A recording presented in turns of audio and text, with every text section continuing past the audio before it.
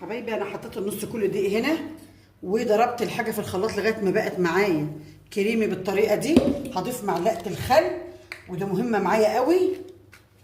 انا هلف الكيكه معايا بالطريقه دي عشان اخرج منها الهواء.